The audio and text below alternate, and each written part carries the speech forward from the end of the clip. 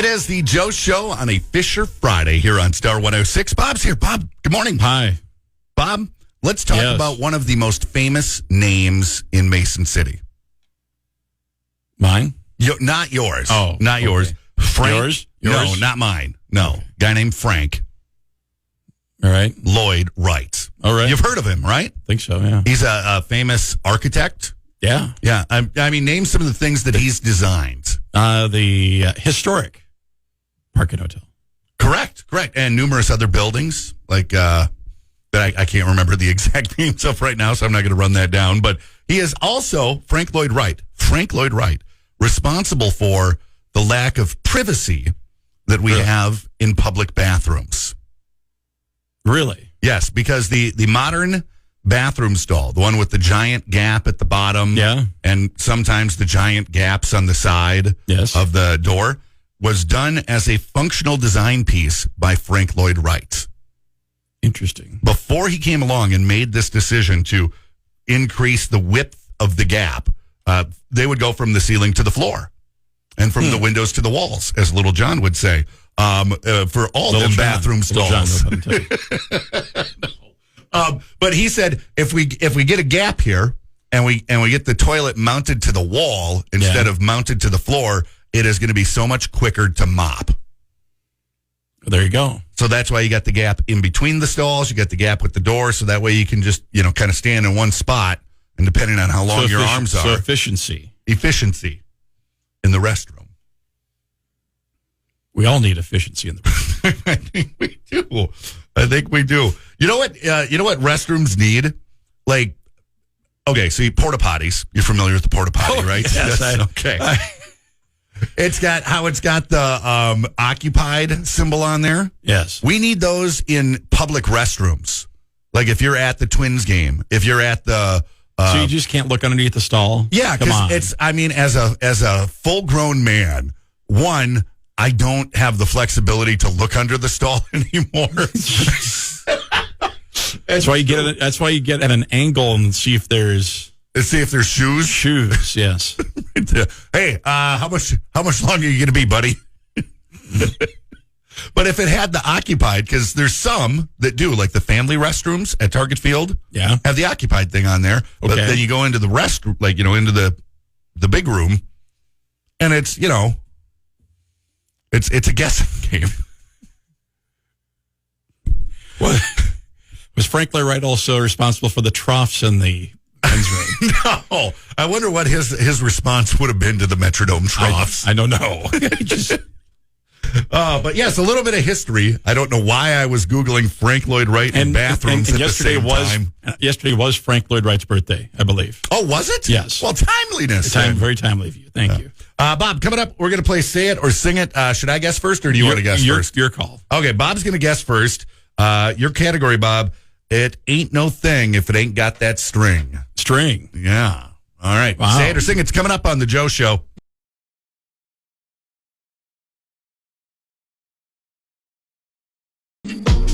Fisher Friday on The Joe Show with the effervescent Bob Fisher. Bob, how are you? What? Effervescent. Bob was busy on his phone, so I just figured I'd throw out a random adjective and see if it works. See if it happened. Yeah. Bob, your category. We're playing Say It or Sing It. Game show works like this. Getting focused. We've got a category. There are 10 acceptable answers. We take turns. Winner wins. Loser sings the song. And in honor of our first segment about Frank Lloyd Wright's contribution to the modern American bathroom, we're going to play. We're going to sing Brownsville Station's "Smoking in the Boys' Room." There you go. Yeah. Your category, Bob. It ain't no thing unless it's got that string. What do you think it is? Things with string. I have no idea. Correct. Yes. Oh, things with string. Things with strings. 30 seconds. Strings, plural. String or strings. Whatever. It's got a string is involved. Okay. At least one in these items. Okay. 30 seconds. Here we go. Well, how about a guitar? How about a violin, a viola, a cello, a bass, a bass guitar, a shoe has strings in it. A ball of yarn has a string in it. A ball of string has a string in it. A string. Shoestring potatoes. That didn't help, did it? No. What else has strings? You get, a banjo. A banjo has strings. No, you got all the musical instruments that were on the list. Unfortunately, there wasn't a lot of musical instruments. Just on one, the I'm list. sure, or two. No, two. You got guitar, you got violin, you got shoes. You got 3 points, Bob. Things with strings. You missed yo-yos. Have a string. Yeah. Balloons can have a string. Kites can have a string. Paddle balls. When's the last time you played paddle ball? I don't know. You know what I'm talking about? That Yes. thump, thump, thump, thump, thump, thump. Puppets, marionettes No. can have some strings. And make sure you get on the McNair Arts Festival this weekend. Yes. Window blinds can have some strings. Yes, you have to pull them. And tea bags. Tea bags. 3. Bob got 3. All right. It's all right. That's good. Joe, you ready for a trip to Boise? Trip to Boise. Yeah. Feeling blue on the field. Yes. We got round 2 of Say It or Sing It coming up.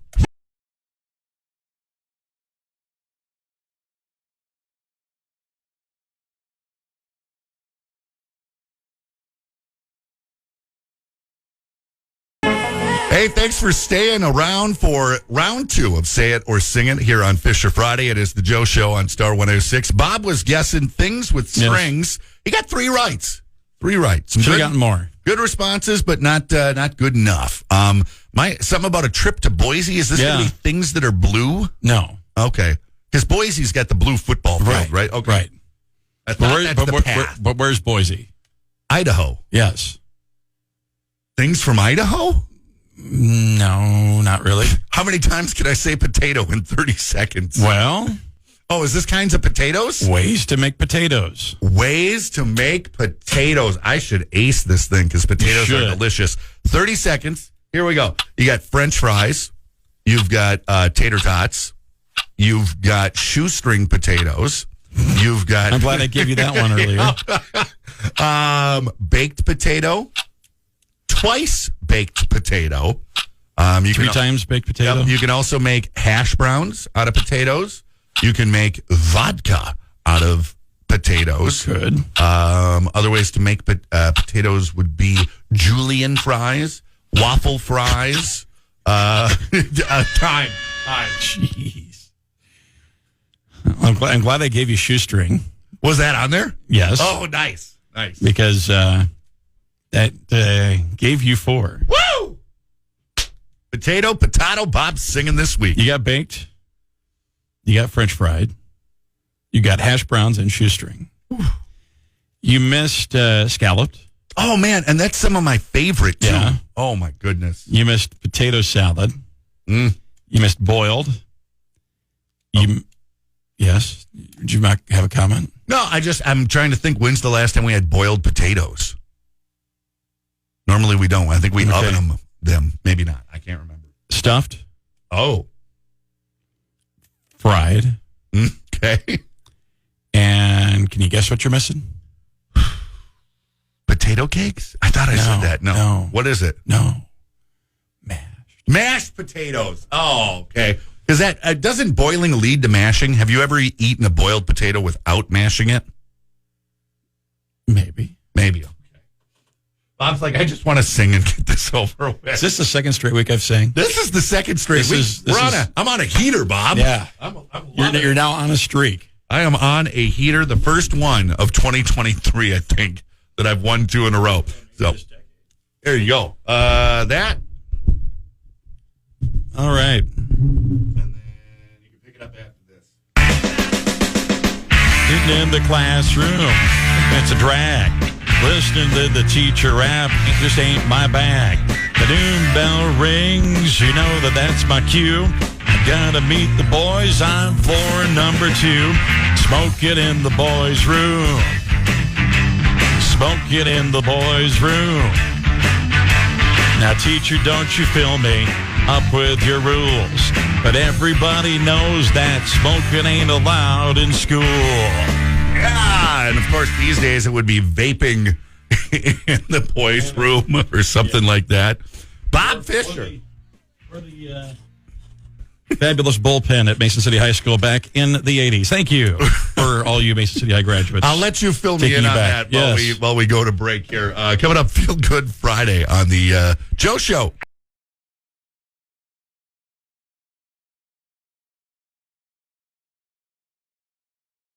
It is a Feel Good Friday on the Joe Show, brought to you by Cabin Coffee Company. You can find them in Mason City and in Clear Lake. Do you mind if I go first, Bob? Go ahead. So I got two things. One, tonight I am doing comedy, part of a Father's Day comedy showcase happening. Check out Day Peace on Facebook to get more info on that. And I thank Day for tagging me in the post because I forgot that I agreed to do this until I got a notification. Then I'm like, wow, my name is on the list of people performing. I should probably put a set list together. You might want to do that. Yeah, instead of just showing up and be like, hey, what's everybody want to talk about? Hey, hey, how you guys doing in the audience? And then my other thing is coming up on Wednesday.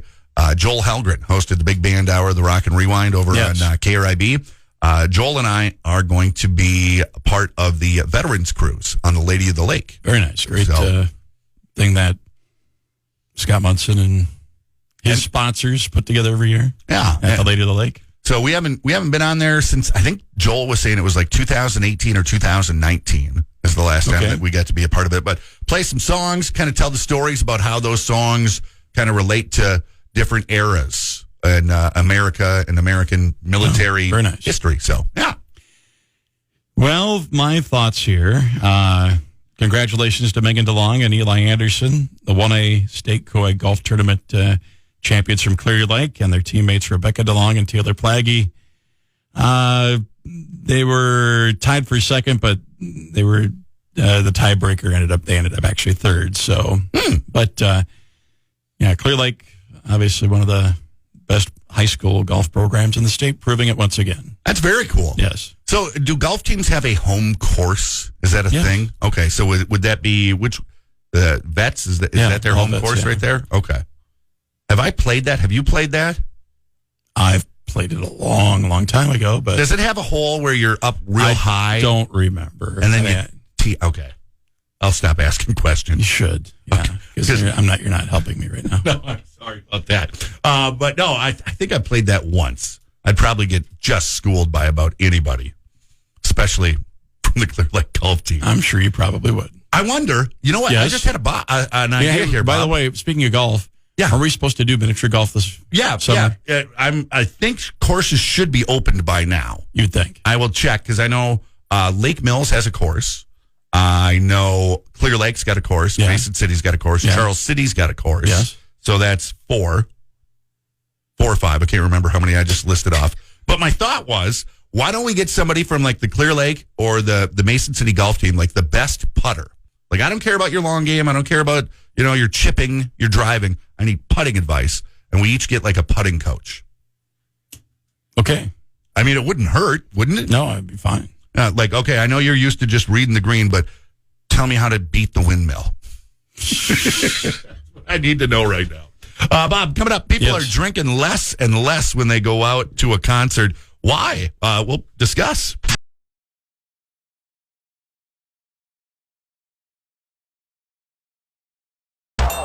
It is Fisher Friday on the Joe Show. Bob, more and more people are drinking less and less when they're going out for a night on the town. Really? Yeah. A recent report said that, I think it was Gen X or whatever, which is technically me, I think, are spending less money on beer and drinks when they go to a concert. Okay. Have you found that when you go to a concert or a sporting event or any sort of function, have you went from having like 2 to having like 1? Or doesn't that? I've not seen any difference in my consumption activities. Okay, because they say that it's the price.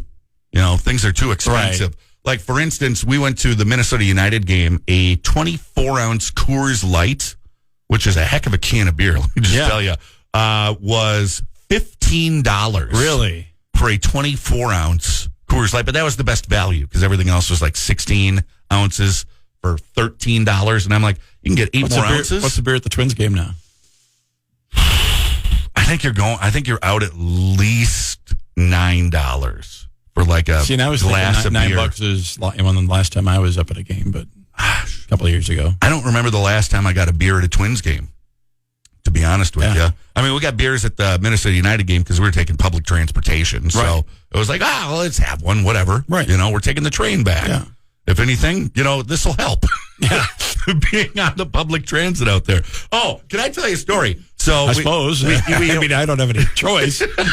So what would you do in this situation? We're at the concession stand at the Minnesota United game, the soccer game, and we buy two 24-ounce Coors Lights. Okay. And it was muggy. There wasn't a lot of wind going on. It was probably, 90 earlier in the day, probably about 88, 87 degrees or whatever.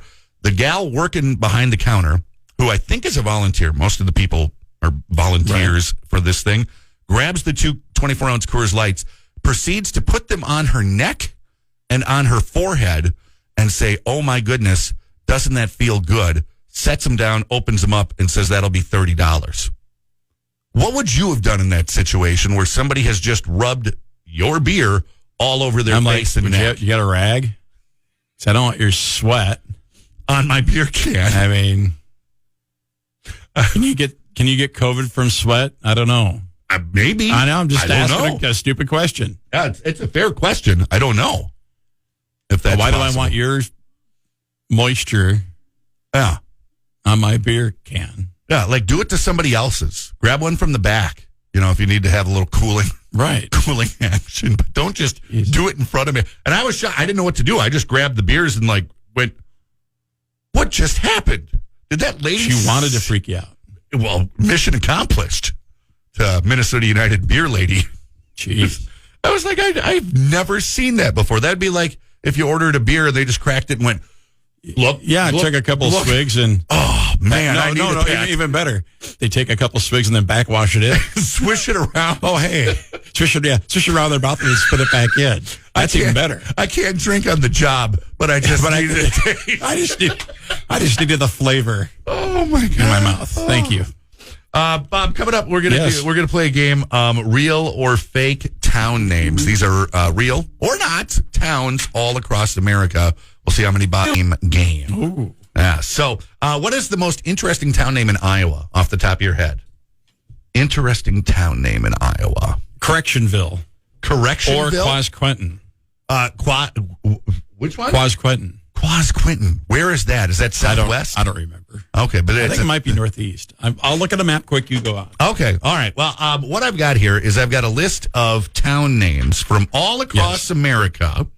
Some are real, and some are ones that I made up. It's Bob's job to let me know which ones are real and which ones are not. Do you know how to spell Quasquentin? Yes. With a Q? Q-A-S. Okay. Queeton. Quasquentin. It's over by Independence of Manchester. Oh, okay. What's the population? Outside of Independence. You got the population on there? I do not have the population. Oh. Is it weird that I like Wikipediaing towns and just reading what's on the Wikipedia about towns? Oh, you're weird anyway, so it doesn't matter. All right. You ready, Bob? Population 570. 570? Yeah. They've got to have a post office. San Luis. Okay. All right. First town name, Bob. Real or fake? Okay. Chicken. So you're just giving me a town name? Yep. You're not going to say Chicken, Minnesota or something? No, because that's the second part. So, Chicken. Real or fake town name somewhere in America? Oh, there's got to be a chicken someplace. Okay. What state do you think has a chicken? Kentucky. Alaska. Good guess on Kentucky, though. Wow. You've got Alaska all the way up, and Kentucky's totally opposite direction. Yeah. But no, Kentucky Fried Chicken. It would make sense. Yeah. I wasn't even thinking of that. All right. Town name number 2. Two Egg. Two Egg? Two Egg. I think you just made that up. No, that is a real town in Florida. Okay. Two Egg, Florida. Hootenanny. No, I think you made that up. I did make up Hootenanny. Although that would be a great, Hootenanny, West Virginia. Right. Let me go get my possum. Mayo. There's a Mayo. There is. Do you know which state it's in? Michigan? Florida. Okay. Mayo, Florida. I don't know if it's close to Two Egg or not. Hellhole. Yes. Fake name. Fake name. There is no because there's Hell, Michigan, right? Maybe. Maybe there is. Maybe there's not. I think there is. Monkey's eyebrow. I'm going to say you made that up, but I'm sure there is one. No, that is a real one from Kentucky. Monkey's Eyebrow, Kentucky. Yes, Monkey's Eyebrow, Kentucky. Make sure you listen back to this as we podcast it so we can. I'm going to look up I'm going to look up and see what is famous for Monkey's Eyebrow. Go ahead with your. Okay, next one, Bull's Gap. Bull's Gap. There's got to be a Bull's Gap. You're saying that's real? Yeah. Okay, which state do you think Bull's Gap? Texas? Tennessee. Close. Bigfoot. That's fake. No, that is real. Bigfoot, Texas. You're real close on these states. You're just one off, Bob. Chocolate. No. Yeah, correct. That is fake. I made that one up. Hell. Michigan. Yes, Bob. Yeah, we talked about that. I know. Satan's Kingdom. No. Real. Where? Massachusetts. Yeah, it figures. What does that mean? Yeah, anyway. Okay. Leave enough time for Monkey's Eyebrow, though. Okay, let's get that now, and then we'll finish strong here. Okay.